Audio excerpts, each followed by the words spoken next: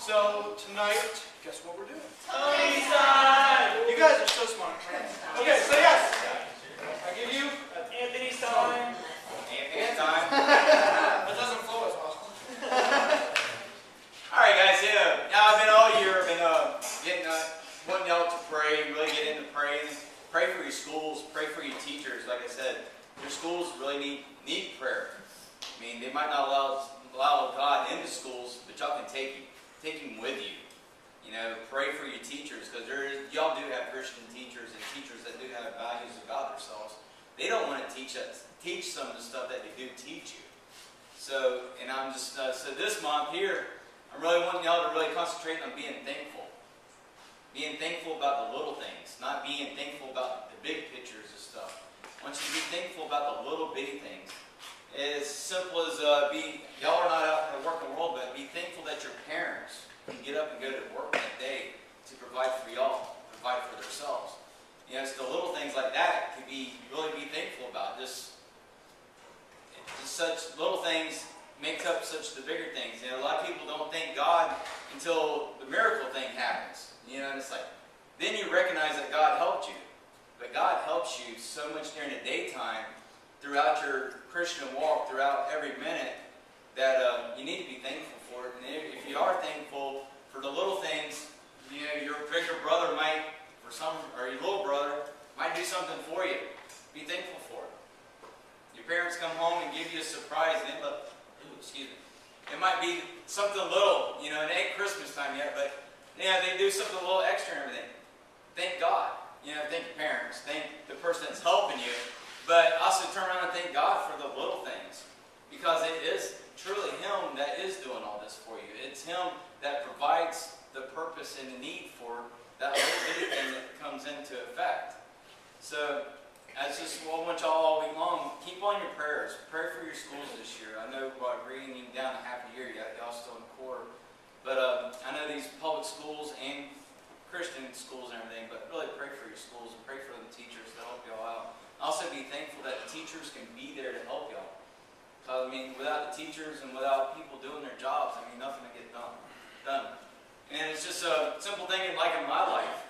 I mean, I can show you, for instance, last Sunday, you know, I already told Bo this because I already kind of talked things out before I come up here. Last Sunday, I was sitting in my house, and wondering what's for dinner. So I get up and I look in my freezer and I got 3 pork chops left. And that's Sunday, and I don't get paid again until Friday. Until Thursday. I look at my checking account and I got $12 left. And I'm like, man, what am I going to feed my kids for the rest of the week? And I'm like, what do you mean? 3 pork chops. I got Monday, Tuesday, and Wednesday, and Thursday to go eat. I got 4 days. And 3 pork chops. And so I don't know how I did it, but after that, I thought about that, and all of a sudden my aunt calls me. My aunt goes, hey, Mike, come over to my house to do a job for me, I'll pay you. I'm like, thank you, God. You know, that's the little things. Just thank you. So I go do that, you know, I come home. But what's surprising, that if you tithe, and I know kids, y'all don't tithe and everything yet, but if you are working for the Lord, you are tithing. You are putting in your presence, you're putting in your hard work and doing your tithing. You're working for the Lord. He will pay you. You know, so I'm staying faithful and all that, and when He says He tithe, you know, that's the one thing that you can challenge Him on, is you work for the God, and He will pay you back. He says, challenge me on that. You know, bet me that I will fill your plate overflowing. Well, that meat that I bought Wednesday, or that Sunday night, somehow I didn't cook again until Wednesday. And I was worried Sunday that I wouldn't have enough food to last me all week long. But somehow, I went for an extra 2 days without really cooking something big again. We had plenty of food. We had plenty.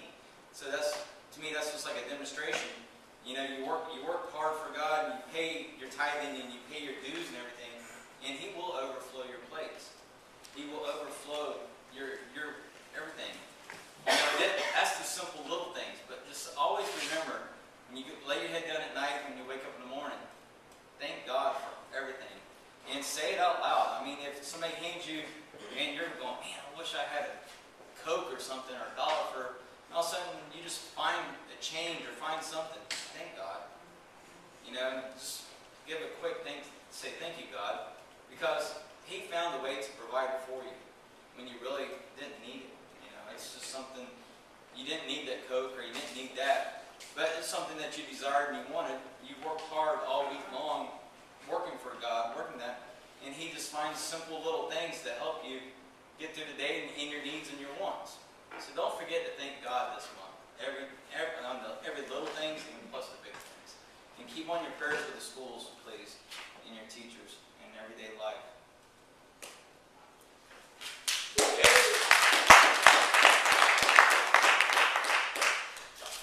Yeah, I'm sure everybody in this room has things that they can talk about where God has blessed them in their life unexpectedly.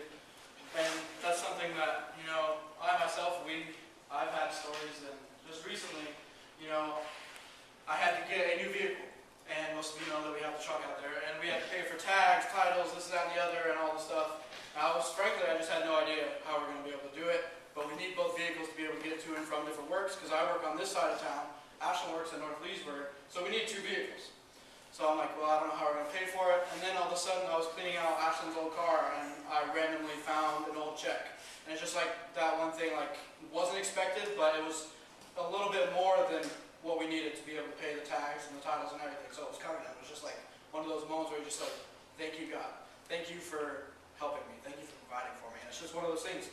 He always takes care of you. Whatever you need, you will always have. You may not always have exactly what you want, but wants and needs are two totally different things. Okay? As long as you're following Him and true to Him, you always have what you want. So that's an important thing to remember. Let's go ahead and pray before we get started. Dear God, I thank you for all the little things and the big things. I thank you for everything that you provide for us in this life. I pray that you help us to realize that all these things that are given to us, they're from you, Lord.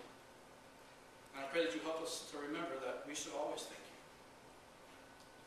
Lord, I pray that the words spoken tonight are your words, and that they fall on listening ears. In your name I pray. Tonight we're going to be doing something a little bit different that you guys aren't used to doing, but we actually have a special speaker tonight. So, tonight we actually have... Tonight, Ryan is actually going to give us a little bit of a message tonight. So, everybody give it up.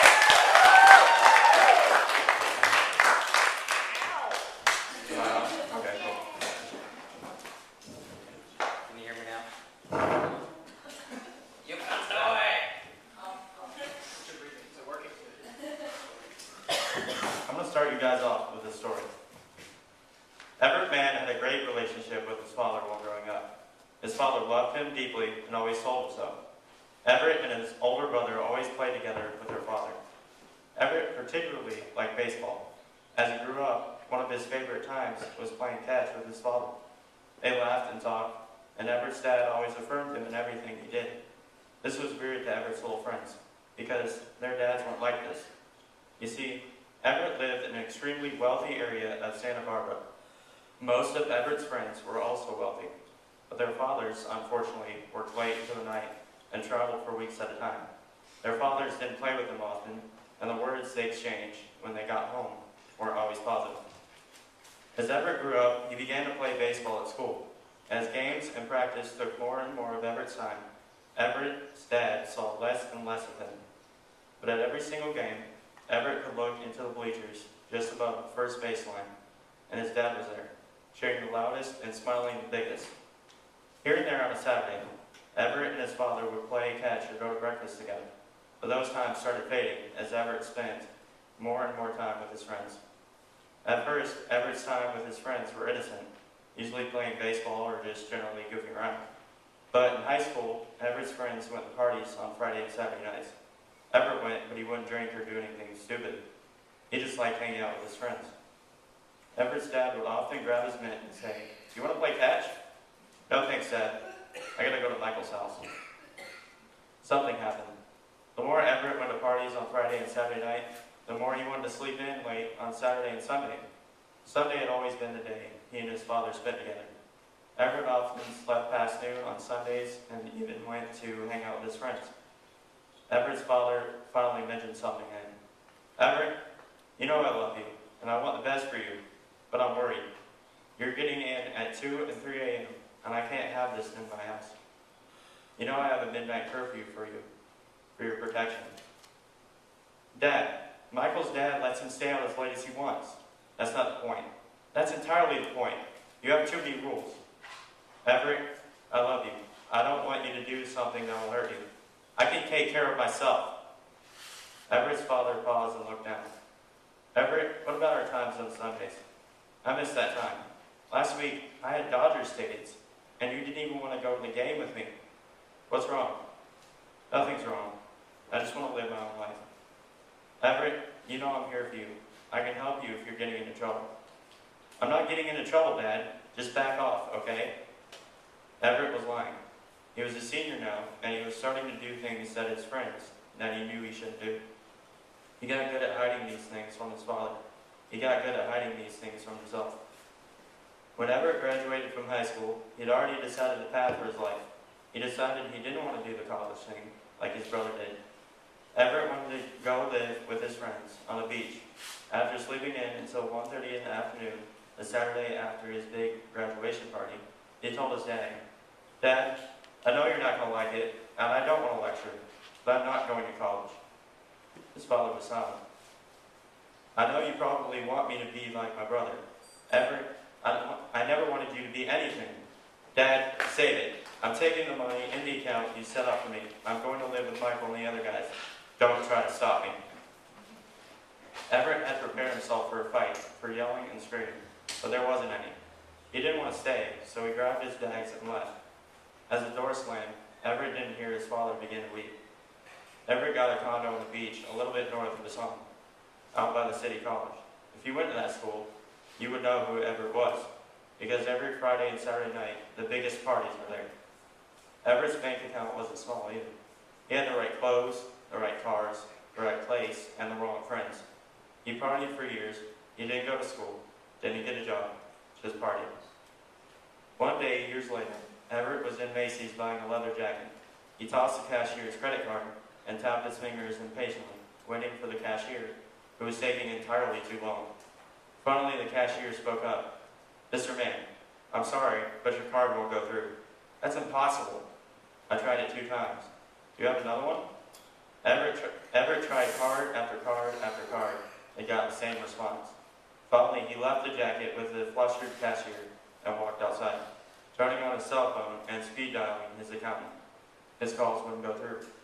So he drove across the parking lot to a payphone. "Jake, what's up? I've been trying to buy a jacket and none of my cards are going through." "Everett, I've been trying to reach you, but your cell service is off." "What's up with that? What do I pay you for?" "That's the point, Everett. You haven't paid me in 3 months. I've been trying to tell you, stop spending. You're broke." "Well, transfer some stocks in the money market." "That's what you've been telling me, and I've been doing it for months." "Everett, listen to me. There's nothing left." 2 weeks later, Everett's condo had a white piece of paper on the door. He had 30 days to get out, but by now, his friends were long gone. They left when the money left, and Everett started selling things. Months later, Everett was walking down the street with everything he owned in a small backpack, with no car, no place to live, and no friends. Everett made his way down Highway 101 with his thumb out. He got a ride down to Carpinteria, where he was left off near some avocado farms. Everett didn't know where he was, or where he was going for that matter. He saw a farmhouse off in the distance and thought it was worth a try. He walked up a long driveway leading to a small stucco house with a big front porch and one of those wooden porch swings. He rang the doorbell and stood there waiting. When he rang the doorbell, Everett felt worse than he'd ever felt in his entire life. He had left his family, squandered his money, wasted his life, and now he had a resort for asking for help. Ringing the doorbell was an admission of this fact.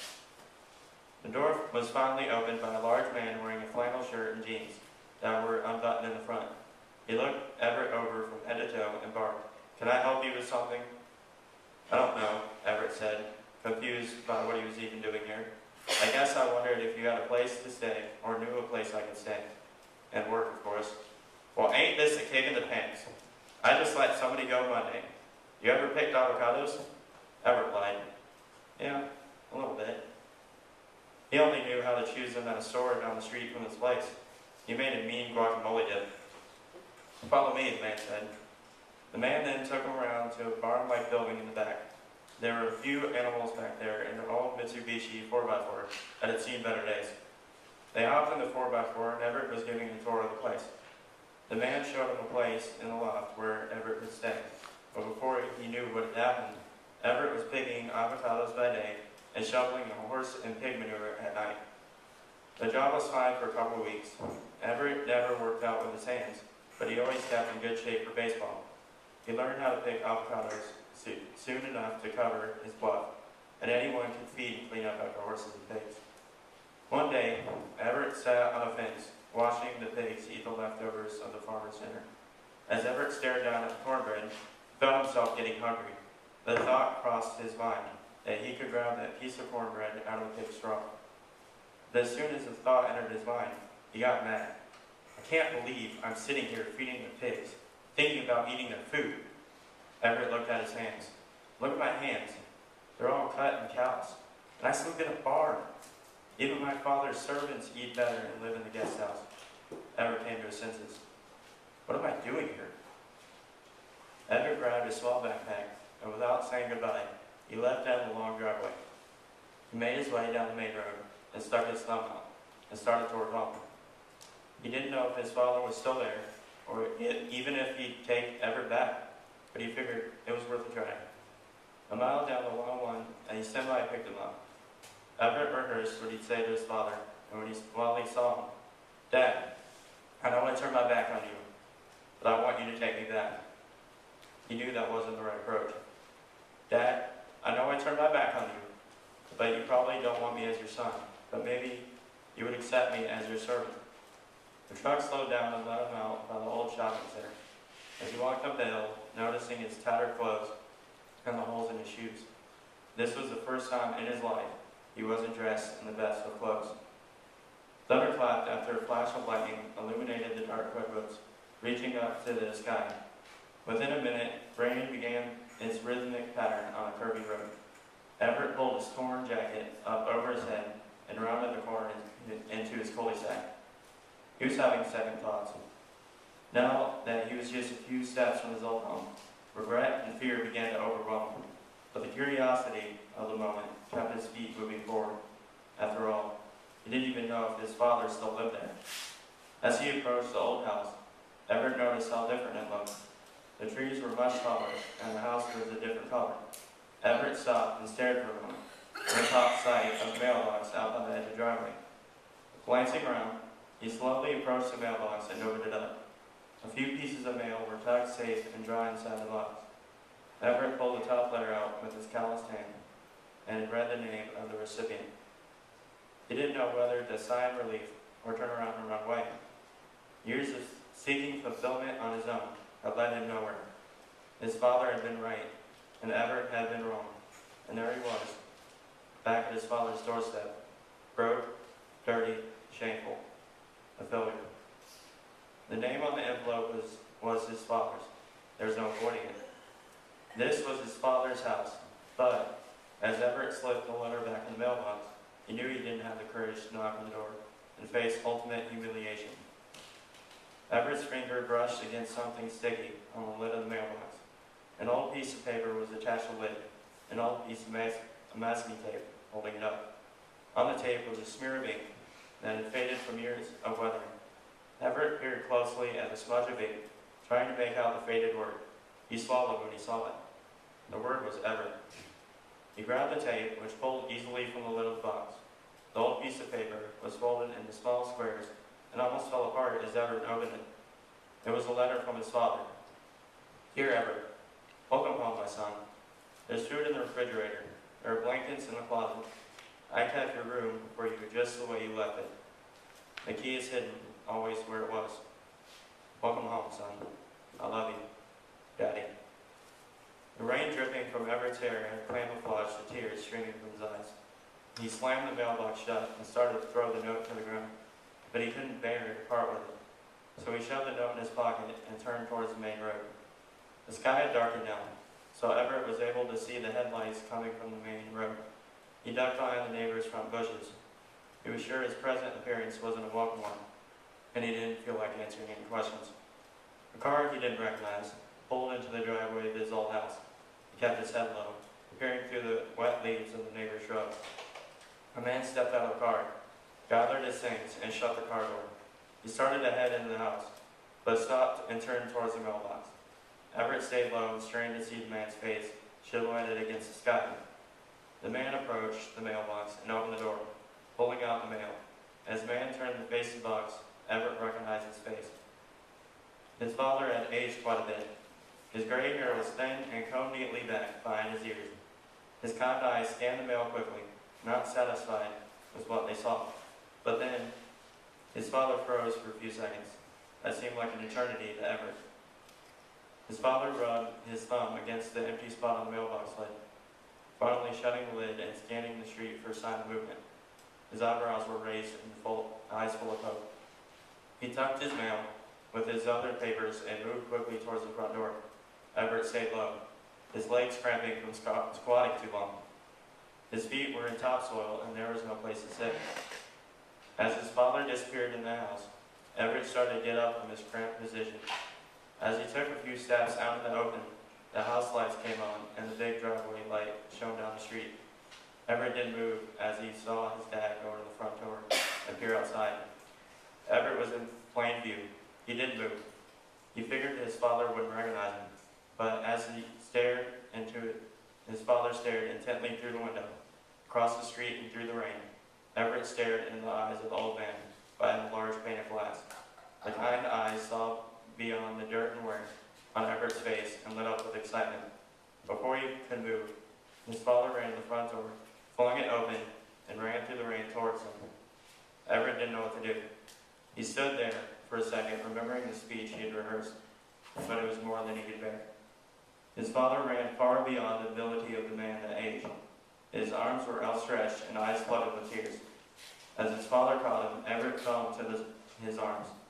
Tears burst from his eyes, and he couldn't hold back the sobs of anguish. Everett was cradled in his father's arms, enjoying a feeling he hadn't felt in years, a hug from his daddy. His father bellowed, "Everett, my son, you've come home. Welcome home, my son." Everett tried to get out the words he rehearsed, but his father wouldn't have any of it.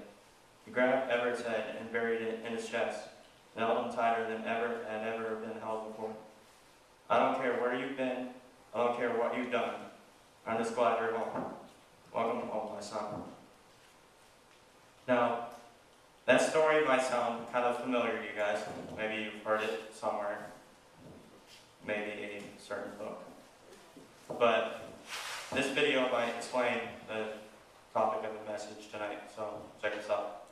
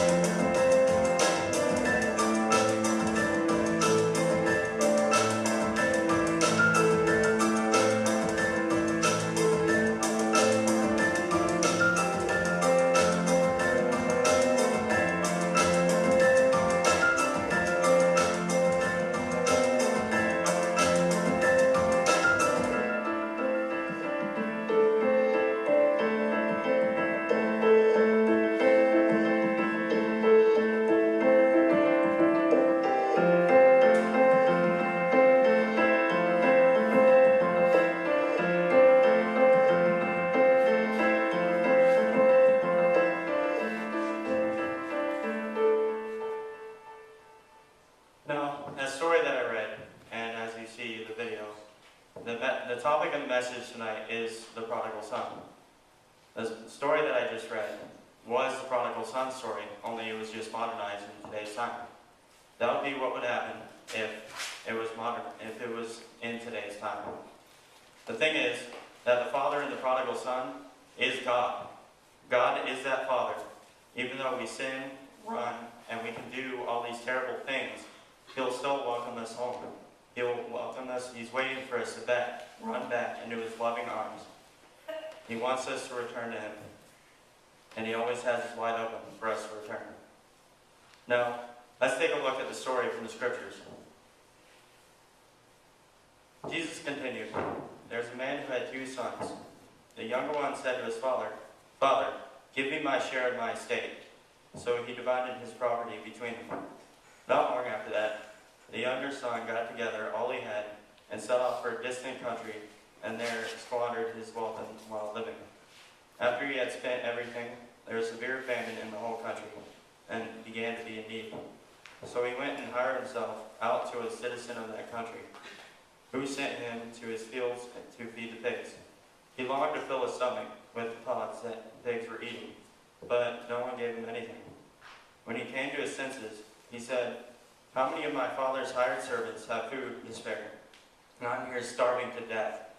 I will send out and go back to my father and say to him, Father, I have sinned against heaven and against you. I am no longer worthy to be called your son. Make me like one of your hired servants.' So he got up and went to his father.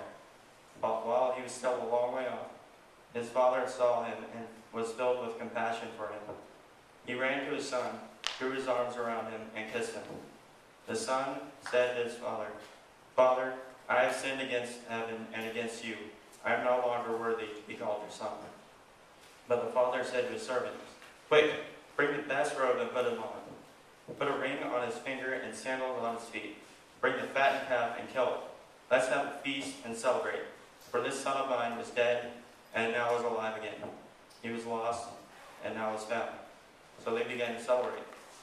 Meanwhile, the older son was in the field. When he came near the house, he heard the music and dancing.